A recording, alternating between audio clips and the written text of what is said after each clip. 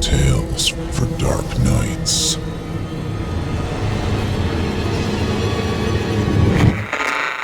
Want to make sure you never miss a Chilling Tales for Dark Nights video again?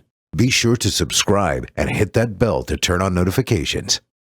The following program is a production of Chilling Entertainment and the creative team at Chilling Tales for Dark Nights, and a proud member of the Simply Scary Podcasts Network. Visit simplyscarypodcast.com to learn more about this and our other weekly storytelling programs, and become a patron today to show your support and get instant access to our extensive archive of downloadable ad-free tales of terror.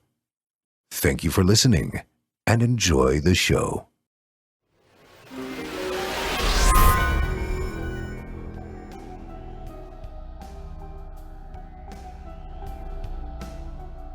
This episode of Horror Hill is sponsored by Exhibit C by Wondery.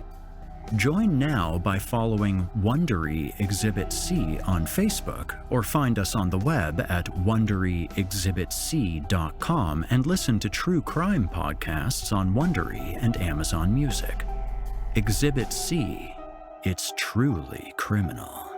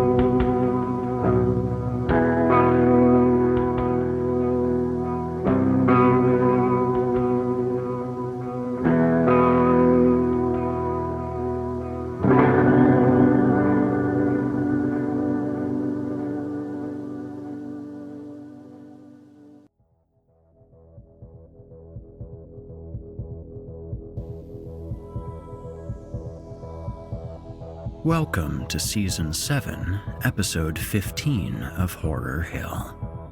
I'm your host, Erik Peabody, and I've got a good one for you tonight. Our winter-themed horror spree continues this week with a tale by Austin Case. In the grand tradition of many other Christmas stories, Yuletide by the Fireside opens with some light marital discord. Jennifer and Mark are on their way up to a lovely and remote cottage for the holiday, where Jennifer struggles with finding time for work obligations around the usual festive merriment. However, their picturesque winter getaway is about to take an unexpected turn. I've got to tell you folks, I really enjoyed this one. I like it when a well-written tale isn't afraid to go for the jugular. Also, I have a special treat for you today. Chilling Tales for Dark Nights veteran Olivia Steele is here to voice Jennifer, so please join me in welcoming her to this episode. It looks like Christmas came early for us this year. You're listening to the standard edition of this program. If you'd like to show your support and enjoy ad-free versions of this and hundreds of tales from our audio archives dating back to 2012, visit simplyscarypodcast.com and click Patrons in the upper menu to sign up today to get instant access from our friends at Chilling Tales for Dark Nights. Did I mention they were ad-free? Thank you for your support.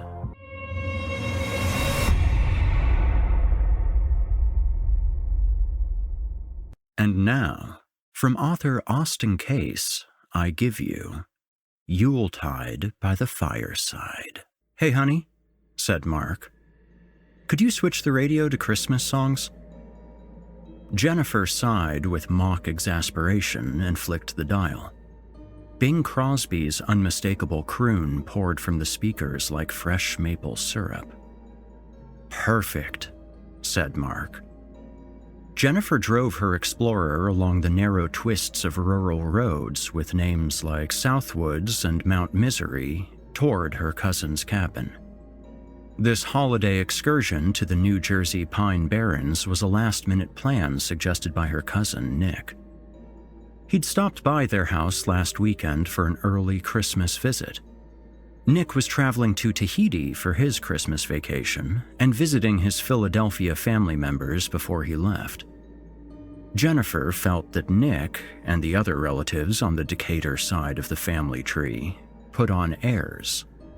They were rich from wealth passed down from a series of naval commodores who served in both the American Revolution and the War of 1812. The Decaturs always found a way to force these and other flattering historical family facts into conversation. During a one-sided discussion from Nick about how unspoiled Tahiti is, Jennifer mumbled about how nice it would be to go on vacation. Nick smiled and offered them a chance to stay in his winter cabin for the holidays. Mark, ever the eager puppy, jumped at the chance for a romantic getaway. She was conflicted by this prospect because, although the Decaturs always boasted about this cabin and she'd never seen it, she had an important project for work that she absolutely needed to finish by the end of the year. When she saw Mark's pleading eyes, she considered how things between them had been strained. Work at her branding agency job had taken up her time. Jennifer agreed on the condition that she could work on the project during their stay. Nick handed over his key to the cabin. He told them he kept it fully stocked with food and other amenities, but that they needed to arrive there by the 20th, since dangerous drivers heading to their own cabins for the holidays overran the roads then. As Jennifer drove along the back roads, a silver BMW zipped by around a sharp curve, and she thought to herself how glad she was they were arriving on the 19th. "I'm pretty sure this is the turn," said Mark. The white SUV slowed as they approached a barely visible offshoot from the main road. The new route was more of a path than a road, snow-covered and encroached upon by icicle-covered pine branches. Jennifer turned on the vehicle's four-wheel drive and attempted to navigate the terrain without sliding or knocking icicles onto the Explorer. "Gee, Nick, thanks for warning us how rough the path to the cabin is," said Jennifer. "You're doing a great job," said Mark. "This cabin better be worth the drive." It was about a half-mile to the cabin, and it remained snowy and hedged in by pines for the rest of the drive. When they finally saw the cabin, Mark exclaimed in wonder. "Wow, it's gorgeous!" "It's not bad," said Jennifer. "Not sure it was worth the drive, but it is pretty." Jennifer had to admit that the cabin was stunning. It looked like a child's vision of a fairy tale cabin built from Lincoln logs and gingerbread cookies. But rather than children's fancies, someone had made it with actual pine wood lumber, shellac, and paint. The wood was freshly varnished, and elaborate carved ornamental designs adorned the cabin's frontispiece. It looked prepared for Christmas, with the bells, garlands, wreaths, and ribbons strung upon its overhang and window frames. They parked in front of the cabin and hauled their luggage to the porch. It was surprisingly dingy, considering the state of the cabin. The brass was burnished and had traces of verdigris in its crooks. Jennifer reached into her pocket and pulled out the key that Nick had given her the previous week. She unlocked the door and Mark walked in, leaving the luggage he'd set down on the porch behind. "Oh my gosh," he exclaimed. "This place is freaking amazing." Hauling in her luggage, Jennifer followed Mark inside. The interior was extravagantly furnished. Atop a massive Persian rug rested a polished oak table surrounded by brushed leather furniture. To her left was a modernly furnished and immaculate kitchen. To her right was a stairwell that led up to an open loft bedroom with an enormous bed, its towering frame and columnar posts made of black walnut. Below the bedroom, Jennifer could make out a porcelain clawfoot tub in a partitioned bathroom. Opposite the entrance was a huge marble fireplace, and in the far corner of the room rose a fir tree that brushed the rafters. It was at least 18 feet tall and decked out in the same trimmings as the cabin's exterior. Atop the tree rested a polished silver star. Its appearance was unique, with letter-like filigree twisting around its 5 points. "Isn't this place great?" asked Mark. It's elegant, in a way. Said Jennifer. But what about that? And that? Jennifer pointed to the head of a ram or goat mounted above the fireplace's mantel. She then pointed to a chandelier hanging above them. At first glance, when she had entered the cabin, she thought it was made of antlers, like some chandeliers in log cabins. This one, however, was made of the same twisted horns of the creature that rested above the fireplace. "Yeah, those are kinda creepy." Kind of creepy? Okay, but you've always told me how eccentric your cousin's side of the family is, and how much they like to show off their prowess. I'm pretty sure people don't hunt goats or rams or whatever, if that's what you're getting at. That's not true. People hunt for bighorn sheep. At least, they used to. Maybe a Decatur shot the stuffed guy over the fireplace in the 1800s, and the chandelier was an attempt to match the style. Yeah, makes sense. Still hideous, though. No argument there. Now, come on. Horns notwithstanding, this place is awesome, right? She sighed and smiled. I suppose. I'll take it. Now, let's unpack and enjoy ourselves. By the time they'd settled in, it was dark. Mark offered to look around the cabin to see if there was firewood, since the log rack next to the grandiose hearth was empty. The cabin was already heated, but he thought a roaring fire would be romantic. Jennifer wanted a snack, so she grabbed some fancy cheeses and crackers stocked inside the kitchen. She set out a plate on the oak table and grabbed her laptop so she could start on her project. After playing around with a few images in her graphic design software, she put her head into her hands. "Couldn't find any logs," said Mark as he re-entered the cabin. "Oh well. Hey, are you already working?" Yeah, so? Wasn't this trip supposed to be a chance for us to spend more time together? It is, and it will be. I just wanted to get started on the most important project of my career. I'm the brand manager for a branding agency, and I'm in charge of creating the new logo for the company's rebranding. Can't you see how important this is? It's not like coming up with a new cupcake. Mark's jaw dropped. Wow. I didn't know that's how you felt about just a scone's throw away.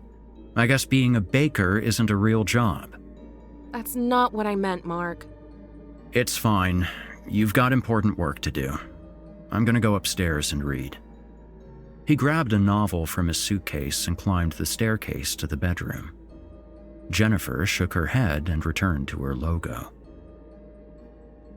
After hours of assiduous work, she heard a noise coming from outside the cabin. It was faint, but sounded like a distant flag flapping in a gale. She walked to the northeastern window of the cabin, towards its origin. The light from inside only penetrated the night a short distance, but it was enough for her to see the stillness of the snow and pine branches. Thwap, thop, thwap, thwap, thop, thwap, thop, thwap. The flapping was clearer and more audible by the window, but she couldn't make out what was responsible for it. After peering through the window for a minute, the sound stopped. Jennifer waited and listened for it to pick up again, but the night remained quiet. Huh. Mumbled Jennifer. Well, I might as well go to bed. Once she had cleared up her new workspace, she performed her pre-sleep routine, went upstairs, and slid into bed next to a dozing Mark. The next morning, Jennifer woke to an empty bed. She didn't see him after dressing and checking downstairs. She heard a loud crack from outside and ran to investigate. Mark stood over a pine stump and a split log, holding a large axe. "Hey, sweetie," he called. "I found this axe around back. I figured since there wasn't any wood, I could chop some while you do your work." Jennifer exhaled and relaxed. That sounds nice. I'll come back in a bit. After some coffee and toast, she returned to work. Frustration crept in, since none of the designs looked right. Either the font needed to be clearer, the symmetry was wrong, or it just didn't pop. She decided to take a break and bring Mark some hot cocoa. He was still plodding away, even though he'd already amassed a sizable stack of wood. As Jennifer trudged toward him, careful not to spill the cocoa, she noticed how his arms swelled inside his plaid wool coat on each downswing. The cold had blushed his dimples, their pink hue complementing his tidy chestnut beard. "Oh, hi, honey," he said as she approached. Thanks for all the hard work. I'm bringing you something to warm you up. Aw, that's so sweet. Chopping all this wood is keeping me warm, but I'll never turn down a mug of hot chocolate. Thanks, babe. Sure thing. She said, then pecked him on the cheek. Don't stay out here too much longer. You've already chopped enough wood to last through the new year. She said, then pecked him on the cheek. Back inside, she scoured the cabin. In a closet next to the bathroom, she found a large, worn quilt that she dragged into the kitchen. She gathered more cheese and crackers and grabbed a winter salami, knife, and ales from the refrigerator. "What you doing, babe?" asked Mark as he hauled in an armful of firewood.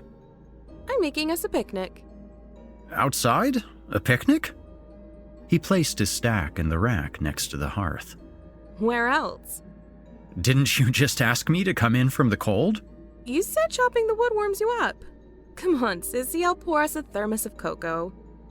She kissed him, and after filling a thermos with hot chocolate, she bundled the meal into the quilt and they made their way.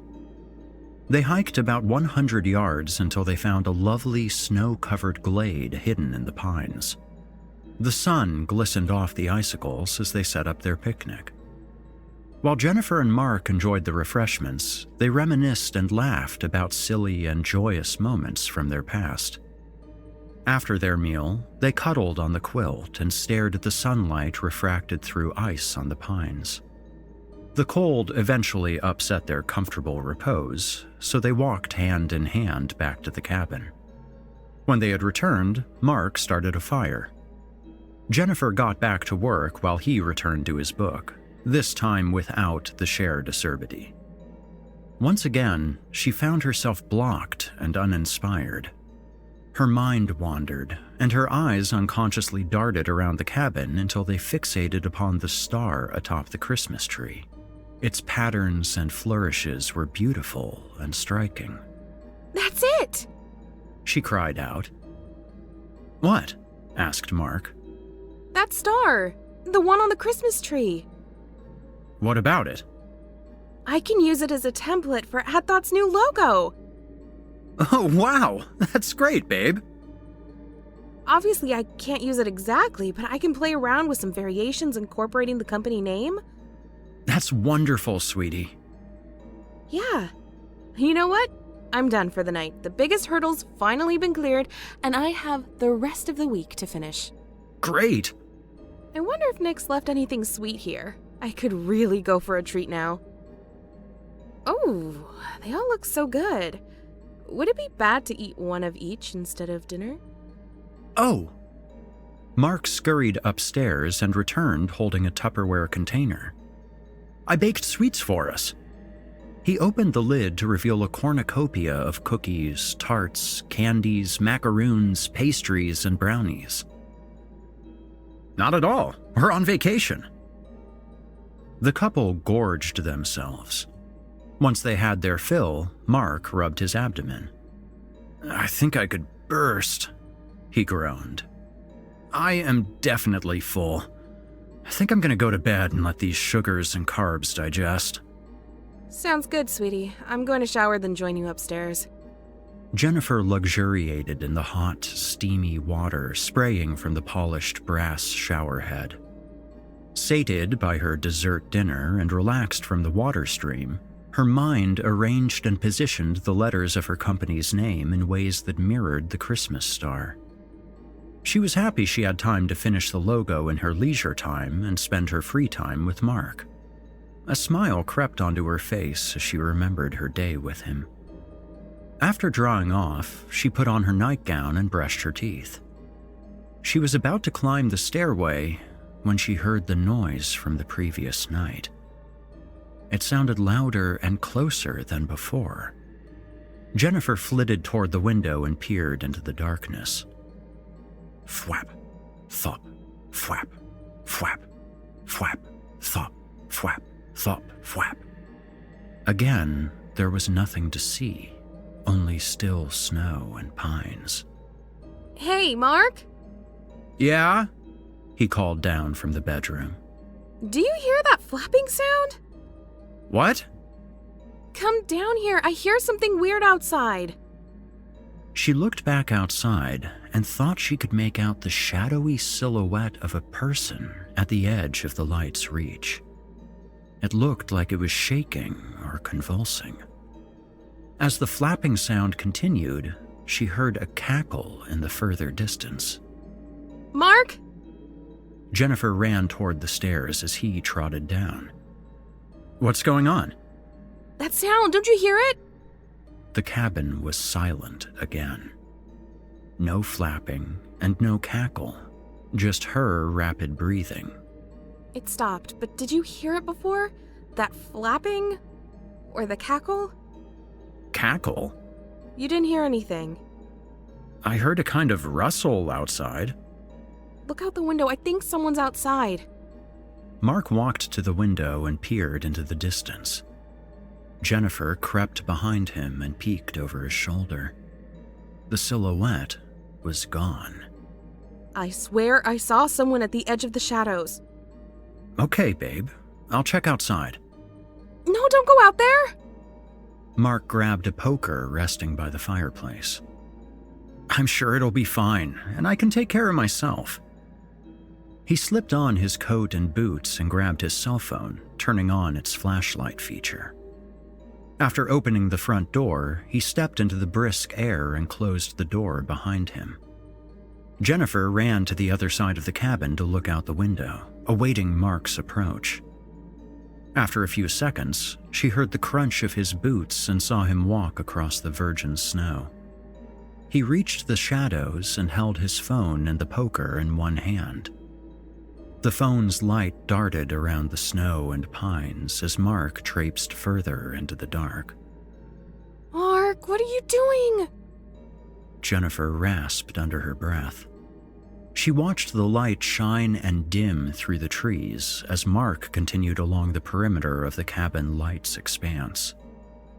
It went like this for about a minute, and then she saw him returning. She sighed and waited by the door. It opened, and Mark kicked the snow on his boots against the door jamb, then closed and locked it. Did you see anything out there? Nope. Scoured the area for footprints and didn't see a thing. The snow was as smooth as silk, but only half as lovely as the silk of that nightgown on you. Be serious. What about the cackle or whatever that creepy flapping sound was? I bet it was animals. A coyote probably made the cackle you heard, and the flapping was an owl, or maybe even a crane. The woods aren't like Philly. There are all sorts of creatures that make weird sounds at night. I don't know. Tell you what, why don't you go to bed and I'll read down by the window for an hour and listen for other weird noises? Well, I guess. You're probably right, it was just an animal. But thank you. She kissed him and then retired to the bedroom. Her nerves were too frazzled to sleep, but she rested and waited for Mark's return. There were no more noises until she heard the sound of Mark's footsteps, and she embraced him as he slid into bed. Jennifer's spirits thoroughly improved the next day. She was excited about her work progress and concluded that animals were certainly responsible for the sounds in the night. After Mark cooked a hearty breakfast of eggs, bacon, and toast, she suggested they build a snowman. They used some spent coals and a carrot they found in the pantry. "He looks great! What should we call him?" said Mark. What if we call him Mark? He is pretty goofy looking. "Oh yeah?" Mark grabbed a handful of snow, patted it into a ball, and threw it at Jennifer. "Now who's goofy looking?" I hope you know, good sir, that this means war. "Oh yeah?" Mark grabbed a handful of snow, patted it into a ball, and threw it at Jennifer. "Now who's goofy looking?" They ran around the cabin and ducked behind trees, lobbing snowballs and giggling until the cold numbed their extremities. "Call it a draw?" asked Mark. I obviously won, but I'll consider your surrender because I love you dearly. "Okay, you are indeed a mighty snow warrior. Let's go inside. I want to get started on dinner." No more dessert dinners? "I wanted to surprise you with a romantic dinner. I looked through the kitchen supplies and found the makings of something special." We can still eat some sweets for dessert though, right? "What am I, a barbarian?" They returned to the cabin and cleared off the snow they'd accumulated before entering. Once inside, Mark removed his coat and boots and then walked into the kitchen. "How about I make more cocoa to warm us, and then you head upstairs to work on your project?" Trying to get rid of me? No. I want dinner to be a surprise. Trust me, it's much more romantic this way." Jennifer rolled her eyes and sighed melodramatically. Ah, the things I do for love. Mark made their cocoa. Jennifer grabbed one of the novels she'd brought and went to the bedroom. She didn't feel like working and was confident in completing the project in the coming days. The book was so engrossing that when Mark called for her to come down, she hadn't realized that hours had passed. The cabin smelled wonderful. Rich, savory aromas filled the air, and Jennifer wondered what Mark had made. "Ta-da!" declared Mark. He spread his arms before the table, which he decorated with a linen tablecloth and lit candles. In addition to the decorations was a glazed ham, fire-roasted chestnuts, and a baked vegetable medley made with potatoes, yams, onions, rosemary, and butter. There was also a bottle of red wine and 2 filled glasses next to their plates. This looks amazing! Thank you. Jennifer kissed Mark and sat at the table. She raised her glass in a toast. To my lovely husband and a wonderful holiday. To my lovely wife and a wonderful holiday. The dinner was delicious, since Mark wasn't just an amazing baker, but also a great cook. Conversation flowed as easily as the wine, and they soon found themselves blushed and tipsy. Jennifer was about to finish her last bite of vegetables when she heard the flapping. Okay, do you hear that now? Yeah, I definitely hear that. The noise blared through the cabin, moving from the north to the east to the south, then right above them. Flap, thop, flap, flap, flap, thop, flap, thop, flap. Mark, what is that? Is it a helicopter or a drone, maybe? Before he could respond, the clatter stopped. They stood, holding their breaths in silence. The northeastern window shattered into the cabin, showering glass shards like jagged blades of ice. Jennifer screamed and cowered as Mark ducked. Their hearts pounding, they arose to see the disarray and broken window leading into freezing night air. What is it? She whimpered. Mark walked to the fireplace and grabbed the poker from the rack. He advanced to the window with ginger steps, ferociously gripping the makeshift weapon. He stared into the black. I don't see anything. Nothing? No, I don't see any people or animals. I don't see any tracks in the snow. I don't see what could have broken the window. Nothing. Mark, let's get out of here right now. He continued staring into the distance. Mark? Yeah. He shook his head and returned to Jennifer. Let's pack up, then drive home. I don't care about our things. Really, let's go. Okay. They grabbed their keys and phones and started putting on their boots and coats. A cackle like the night before rang through the blistering cold. It sounded like whatever made it was right outside the door. Oh God! Oh God! Cried Jennifer. Stay here. I'm gonna check and make sure it's safe. Mark, no! Cried Jennifer. Stay here. I'm gonna check and make sure it's safe. It's gonna be all right. We're gonna get out of here, I promise.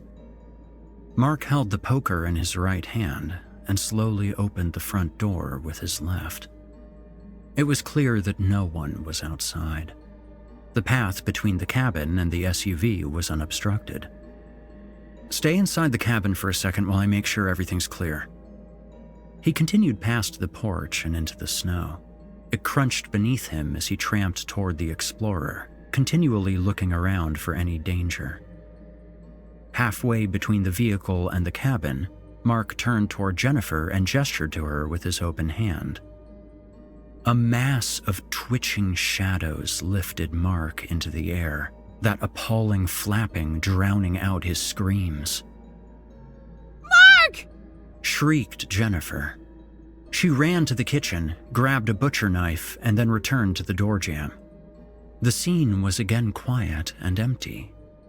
Looking in all directions, including the sky, she inched her way to where Mark had been carried off.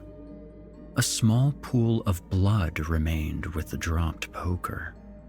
In the distance toward the woods, still just within reach of the cabin's light, she saw a small spot in the snow. She crept toward it, still holding the knife in her steel grip and looking at all angles around her. The spot was blood, and she thought she saw another out further toward the pines. Jennifer grabbed her cell phone from her pocket and turned on the flashlight feature. Her breath formed small clouds of vapor as she panted and wept. Walking through the woods, she followed the droplets with the light of her phone. She remained vigilant and kept a tight hold of the knife in her other hand as she tracked her missing husband. A voice deep inside her, maybe her instinct or just her fear, kept telling her to leave him behind and drive the Explorer back to Philly. But she loved Mark more than anything and knew there was a chance that he was still alive and that she could save him. As she continued along the bloody trail, her phone caught the outline of a person in the distance. They were too far away to make out their form clearly. She froze on the spot. Mark? She mewled. Mark, is that you? They remained still and silent. Jennifer wept and called out, Mark! Mark, please talk to me! The figure spasmed in a phalanx of beating wings. Jennifer screamed, and a hard object struck her temple, knocking her to the ground. Lights flashed in her peripheral vision, then darkness poured over her as she fell into oblivion. consciousness returned slowly. Jennifer first noticed how hot her front was and how cold her back was. A painfully bright light overwhelmed her until her vision gradually adjusted. A massive bonfire burned about 20 feet in front of her. Her head rang with a deafening wail.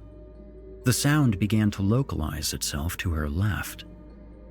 She tried to move in that direction, but felt her arms tied behind her to a large object. Her legs were also bound. Turning her head to the left, she saw Mark screaming and tied to a pine tree. Mark? He was covered in bloody scratches, but otherwise unharmed. "Oh God! Jennifer! It's gonna come back! I know it's coming!" "Silence, whelps!" yelled a raspy voice. Jennifer tried to call out, but only steam poured from her lips. Tears ran down Mark's face as he struggled and continued to open his mouth, but no sound came from him either. A man stepped forward into their vision and stood between them and the fire. His gaunt visage was skeletal and sickly. Clumps of hair clung to his otherwise bald and scab-ridden head.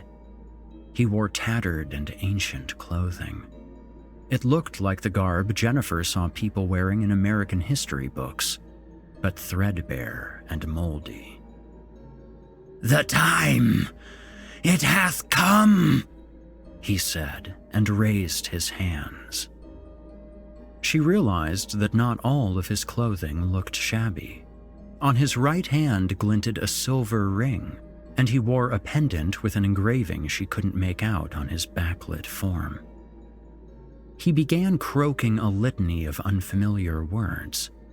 She thought she recognized one or two words of Latin, but couldn't understand anything he said. A chill shot up her spine as she heard the flapping approaching from behind. Try as she might to scream, nothing came. A shadow crept forward and settled on the grisly man's right side. It seized in a frenzy of rapid wing beats, each thunderous pulse contracting Jennifer's stomach in repulsed horror. The creature transfixed her. From most angles, it appeared as the shadowy form of a man, or at least something man-shaped. However, she caught the occasional glimpse of something altogether more terrifying. 6 leathery wings rose from its back and furiously flapped at random intervals. Its face looked almost human, but stretched out, giving it an ovine quality. Atop its head twisted a crown-like tangle of horns, the same horns as those inside the cabin. Its lower half was an enormous serpent whose slithering propelled it forward. It was an abomination, a walking nightmare. "Ye should boweth your heads, be ye now in the presence of royalty. Duke Astaroth is mighty indeed, and has cometh for what is rightly his." The man raised his hand in front of his face and gestured toward Mark. The thing opened its mouth to reveal thousands of needle-like teeth. When it spoke, its voice sounded with the roar of 1,000 night beasts before rending the flesh of their prey. "Ever so kind, Titanleads." Unlike anything experienced by Jennifer before, a stench emanated from its mouth and assailed her, almost rendering her unconscious. It smelled of death, bile, excrement, sulfur, and other things no earthly nostril was meant to smell. The thing slithered toward Mark, and the man followed behind. Mark still screamed in silence as it looked him up and down. With a claw-fingered hand, it swiped across his midsection, spilling his intestines onto the snow. Jennifer again tried, unsuccessfully, to scream. The man faced her. Flesh, it is weak, but the viscera, it is powerful. Mighty powerful for those proper skilled to useth it. He reached into the wound and pulled out more of Mark's intestines. Blood, chyme, and undigested chestnut chunks spattered onto the snow as he gazed intently at Mark's dribbling entrails. Mark was still alive. He thrashed his head, mouth agape as the ghoulish fiend poured over his insides. After minutes of investigation, the man dropped what he held to the ground and nodded his head. The creature slid toward Mark and again opened its mouth, spreading its stench over the area. The inside of its mouth protruded from its face to reveal what looked like a horse's skull, full of porcelain needles. It struck like a viper and tore through Mark's chest, leaving a gaping hole where his heart used to be. Mark's head dropped forward as blood and pieces of lung and ribcage fell onto the pile of his outside innards. Astaroth chewed and tore him apart, as blood dribbled down the bony extrusion one could only approximately call its chin. Both the old man and the monster stepped toward Jennifer. She prayed for a miracle, to somehow break free and run back to the explorer, for an angel to come down and smite these things to hell. She prayed, but she knew there was no hope. The man smiled as she thought this, as though he knew exactly what she thought. The demon slithered right up to Jennifer. She stared into its infernal eyes and knew there was no hope. It stared back and smiled.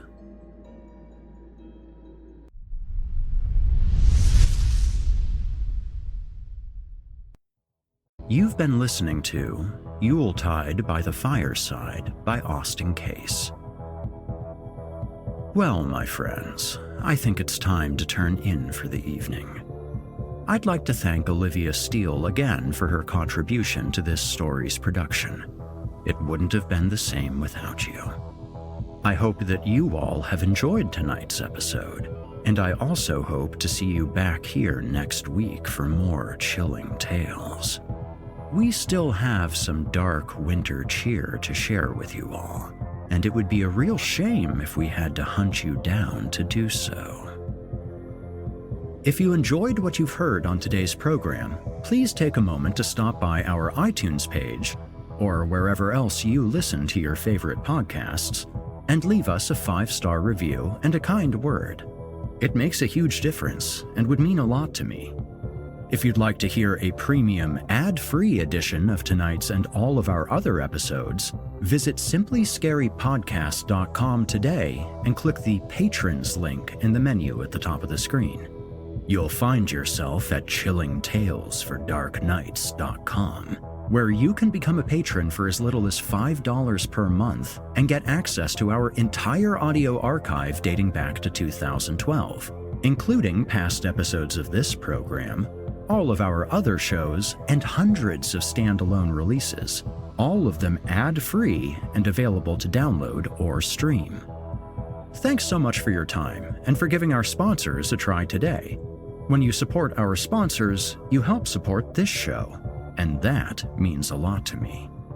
If you happen to use Facebook, Twitter, Instagram, or YouTube, you can follow and subscribe to Chilling Tales for Dark Nights there, where you'll get all of our latest updates and new releases and have the chance to interact with us each and every week. As for me personally, you can find me on Facebook, Twitter, and YouTube, username Viking Guitar, and also on Instagram as Viking Guitar Productions. Until next week, listener, when we meet up once again atop the horror hill for yet another dance with darkness, I bid you good night. Sleep tight, listener, and if you hear scratching at your door or flapping outside of your windows, don't open it. The darkness may have found you, but it's up to you to let it in.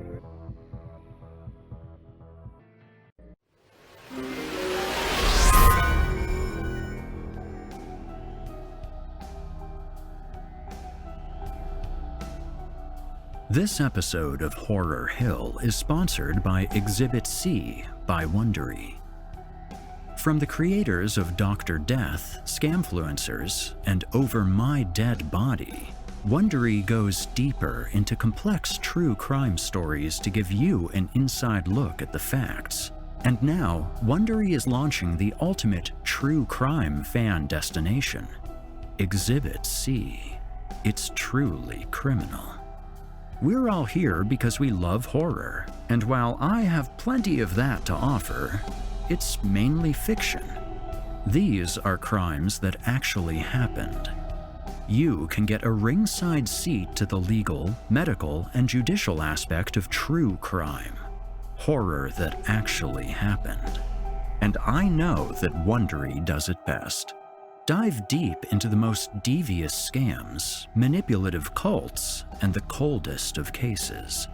Wondery's Exhibit C lets you view all the evidence through a detective's lens, taking you step by step through the twists and turns of each true crime case. What's more, you can join the Exhibit C online community to access exclusive show merchandise, member-only content, and to hear directly from top criminal and social justice experts, witnesses, and investigators as they take us beyond the evidence and into the case file. Join now by following Wondery Exhibit C on Facebook, or find us on the web at wonderyexhibitc.com and listen to true crime podcasts on Wondery and Amazon Music.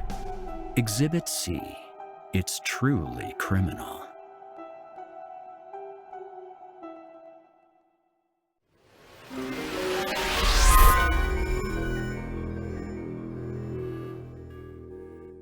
You've been listening to the Horror Hill Podcast, a production of Chilling Entertainment and the creative team at Chilling Tales for Dark Nights, and a proud member of the Simply Scary Podcast Network. Visit simplyscarypodcast.com today to learn more about our network and our other amazing storytelling programs. Tonight's episode was hosted by, and its featured tale performed by, yours truly, Erik Peabody. Selected stories have been adapted with the kind permission of their respective authors. Original music provided by Nikki McSorley and Erik Peabody. Finalization by Craig Groshek and S.K. Brown. Got a terrifying tale of your own that you'd like performed? I take submissions. Email it to us today at submissions@simplyscarypodcast.com to have your work considered for future production. If you enjoyed what you heard on tonight's program and are joining us on your favorite podcast app, please subscribe to us to make sure you never miss an episode, and leave us a 5-star review and a kind word. Your feedback means a lot to me. You can also follow Chilling Tales for Dark Nights